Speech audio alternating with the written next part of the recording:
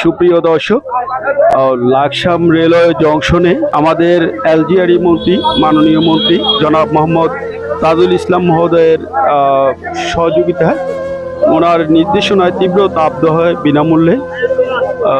বিনামূল্যে পানি ও খাবার স্যালাইন বিতরণ চলছে। আপনারা দেখতে পাচ্ছেন আমাদের স্থানীয় যে কাউন্সিলর এবং আমাদের প্যানেল মেয়র জনাব আলহাজ খলিলুর রহমান, উনি সেই মহতি কাজে সহযোগিতা করছেন। আমাদের যে কাজ, যা প্রচণ্ড তীব্র তাপদাহে সারা বাংলাদেশে অসংখ্য মানুষ, এরই মধ্যে অনেকে মারা গেছে।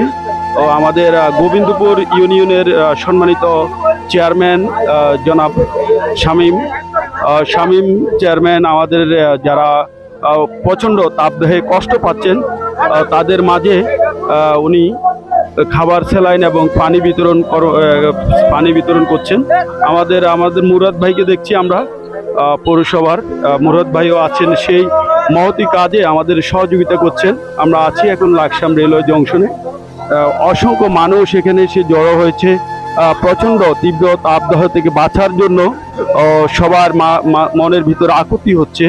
আমরা দেখতে পাচ্ছি আমাদের যে আনন্দ টিভির সাংবাদিক জনাব অপু ভাইকেও দেখতে পাচ্ছি, উনিও এসেছেন এই মহতি কাজে। স্থানীয় লোকজন এসেছেন সেই গরমের তাপদাহ, যে সারা বাংলাদেশে যে নজিরবিহীন তাপদাহ চলছে, সেই তাপদাহের প্রচণ্ড গরম উপেক্ষা করে আমরা একের পর এক সবাই আসছে সেই খাবার স্যালাইন এবং পানি গ্রহণ করার জন্য। আমাদের যে প্যানেল মেয়র এবং 2 নং ওয়ার্ডের সম্মানিত কাউন্সিলর আমাদের আলহাজ খলিলুর রহমানও আছে। আমাদের পৌরসভার যে মুরাদ ভাই রয়েছেন এই মহতি কাজে, উনি সহযোগিতা করছেন সবাইকে।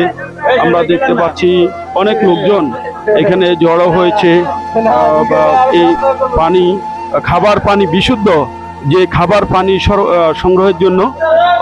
আমরা দেখতে পাচ্ছি অনেকক্ষণ থেকে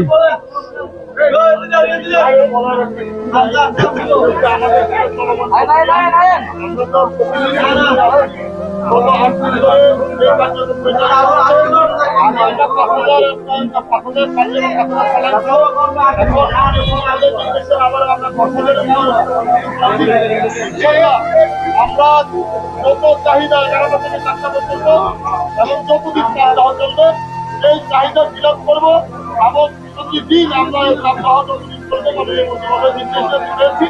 আমরা প্রচণ্ড তাপদাহে সারা বাংলাদেশের মানুষ যখন কষ্টে আছে, সেই মুহূর্তে আমাদের গোবিন্দপুর ইউনিয়নের সুযোগ্য চেয়ারম্যান জনাবে শামীম চেয়ারম্যান সেই অসহায় যারা কষ্ট পাচ্ছে সে সকল মানুষদের মাঝে খাবার স্যালাইন এবং বিশুদ্ধ পানি সরবরাহ করে তাদের মাঝে একটু শীতলতা ফিরিয়ে আনার চেষ্টা করছেন উনি। আমরা দেখতে পাচ্ছি ইতিমধ্যে আমাদের আরও অনেক স্বেচ্ছাসেবী ভাইয়েরা রয়েছে গাড়িতে। এই যে কর্মসূচি প্রতিদিন দুপুর 12টা থেকে শুরু হয়ে বিকাল 4টা পর্যন্ত এই কর্মসূচি চলে থাকে। আমাদের আজকে যে মহতি কার্যক্রম, আমাদের স্থানীয় যে ভাই রয়েছে সোহাগ ভাই, উনিও এসেছেন এই মহতি কাজে সহযোগিতার জন্য। আমরা এখন কথা বলছি আমাদের প্রিয় সোহাগ ভাইয়ের সঙ্গে।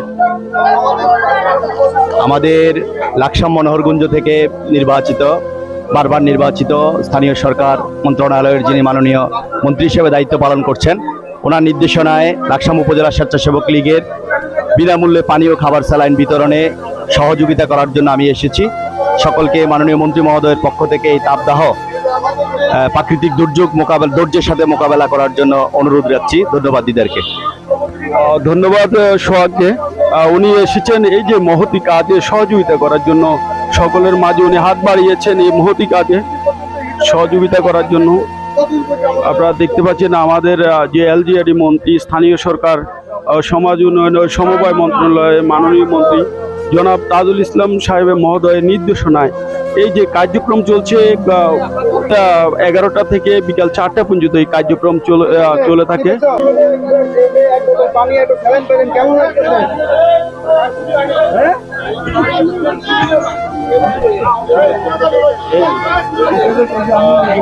এই যে একজন অসুস্থ বয়স্ক মহিলা, উনি পানি পেয়ে অনেক আনন্দিত।